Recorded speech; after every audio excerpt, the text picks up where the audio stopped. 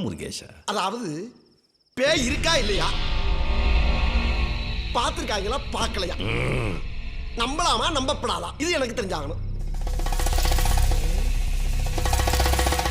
இதுக்கேப்பா நீ இத்தனை தடவை திரும்புற? அதுக்கு அந்த சாமியாரே தேவலை போட்டிருக்க. ஏப்பா பேய் இருக்கா இல்லையா, இல்ல பேய் வர்றதுக்கு ஏதாச்சும் அறிகுறி இருக்கா? முருகேஷா, பேய் வருது சில அறிகுறிகளை வச்சு கண்டுபிடிச்சிடலாம். எப்படி? தூரத்துல ஒரு நாய்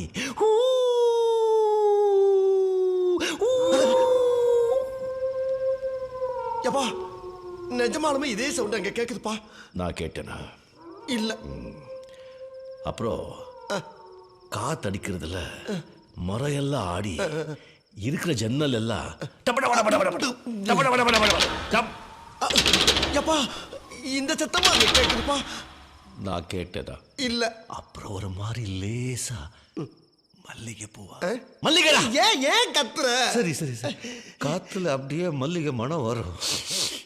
ஏப்பா வருதுப்பா, மல்லிகைப்பூ வாசமும் வருது. நான் கேட்டேனா? கதை மட்டும் கேட்கணும். No cross question. கேட்டா என்னது இது? சங்கு பிச்சு எரிஞ்சிடுவேன். அப்புறம் என்னது என்னது? சலங்க. ஐயோ சலங்க சத்தமும் கேக்குது. நான் கேட்டேனா? இல்ல. அப்படியே காத்துல வெள்ளையா ஒரு உருவம் மாறி புகையா கிளம்பும்.